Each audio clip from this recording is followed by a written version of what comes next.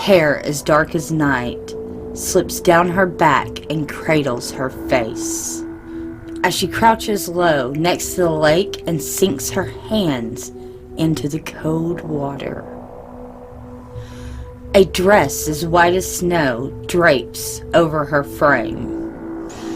It is a haunting image made even more eerie by the fact that the night is still and silent.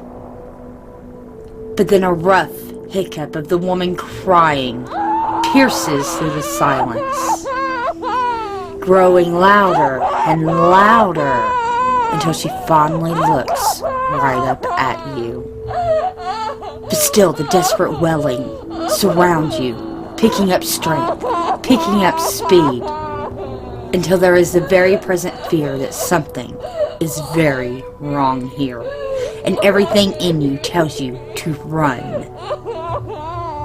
And her face? Why, it's not even human. Sometimes blank, with absolutely no features at all, no nose, no mouth in which the wailing came from.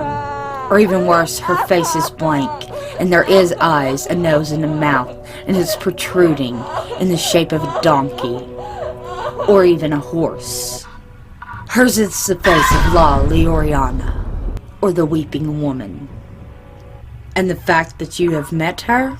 Well, I wish you luck, because her presence almost always signifies death, disease, or very bad luck. Welcome to Peculiar Occurrences.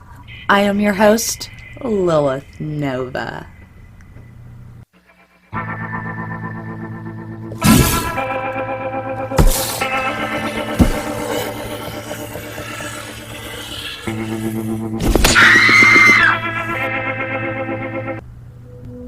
Just who is La Llorona, or the Weeping Woman? The Weeping Woman is an urban legend with hundreds of variations of the story. It is from Mexico and is a legend that tells the story of greed and selfishness, as well as sticking to the high moral road. It is told to children with malice or troublemaking tendencies, as well as adults that seem to always put their needs first and foremost. But just who is La Llorona? Well, it really depends on who you're speaking to. Like most legends, there are many variations on the tale, though a few things that stay the same is it usually centers around a woman who ends up drowning or killing her own children. The most famous one being the scorned wife. A woman who is a wife to a cheating husband. So, in a fit of rage and to get revenge, she takes her children down to the river and she drowns them. But at the last moment comes to her senses and either jumps in to try to save them or walks into the river and drowns herself with them. Either way, she dies and is left now wandering the river bank. And if you're not careful, she just might take your children, mistaking them as her own.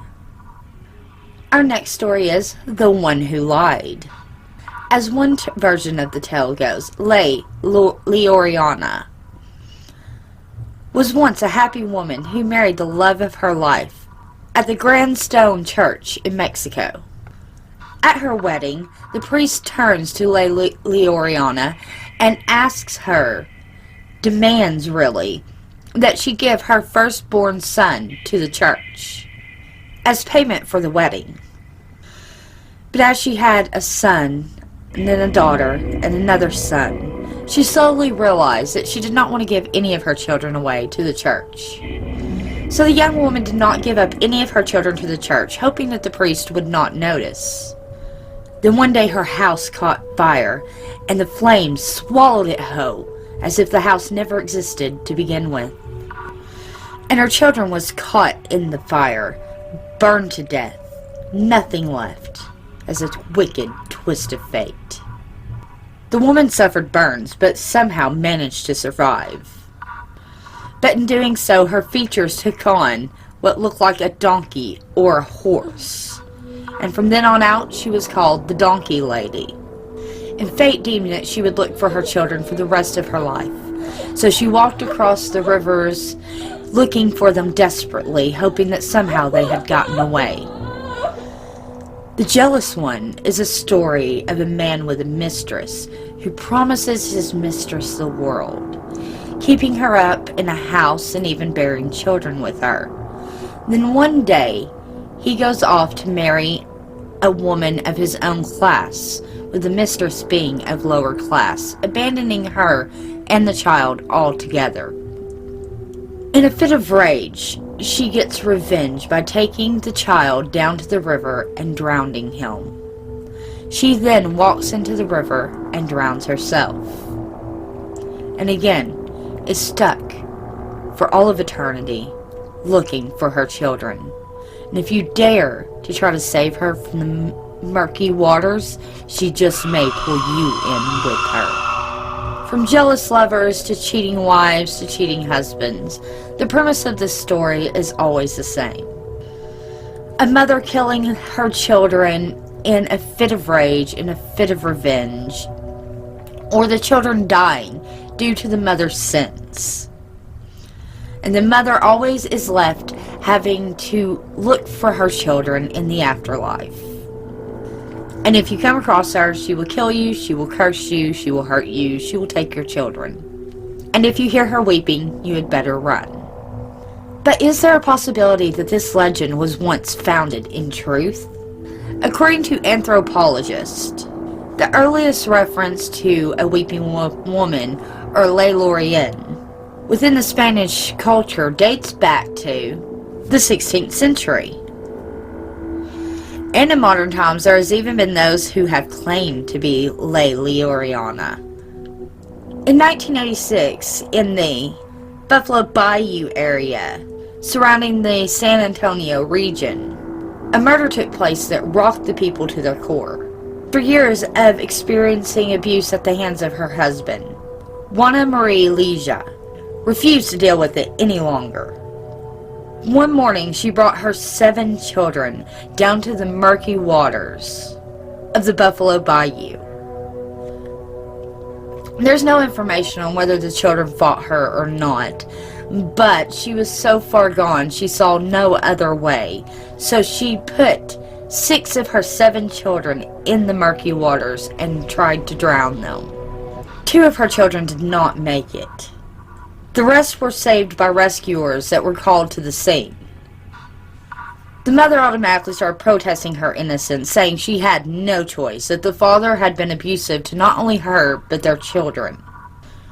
The courts ruled that she would get 10 years of probation. Not enough. She should have been jailed for ever a death penalty. But that she got 10 years of probation over the deaths of her children and the attempt to drown her other children. There is one thing that struck odd with the police officers. When they asked her why she had done such a thing, she said it was to escape her abusive husband. As well, she was La Llorona in the flesh.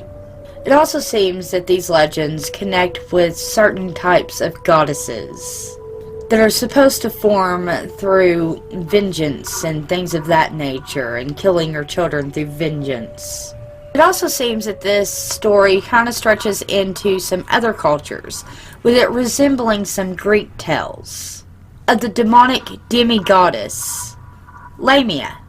Hera, Zeus's wife, had learned about his affair with her, and out of anger killed all the children that Lamia had had with Zeus. And out of jealousy over the loss of her own children, Lamia was supposed to have stolen the children of other women. Also in Greek mythology, Medea killed the 2 children fathered by Jason after he had left her for another woman.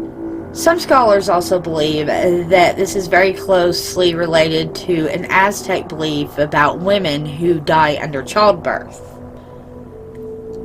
and become some sort of demigods or demigoddesses that float in the air and from time to time appear in front of man in the form of a human.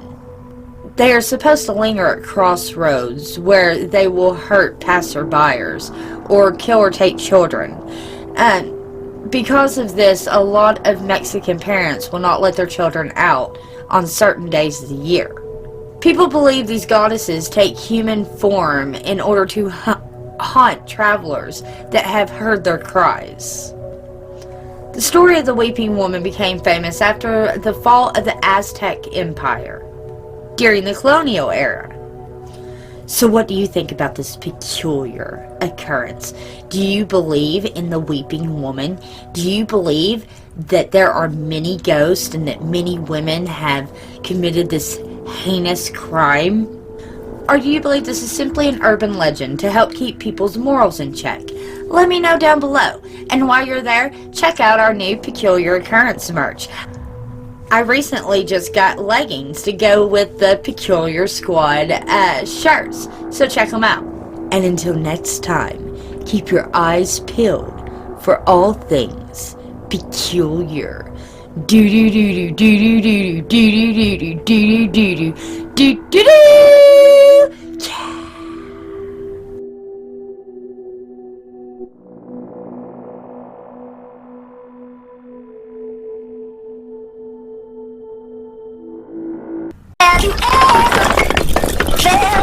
Are you listening? Damn.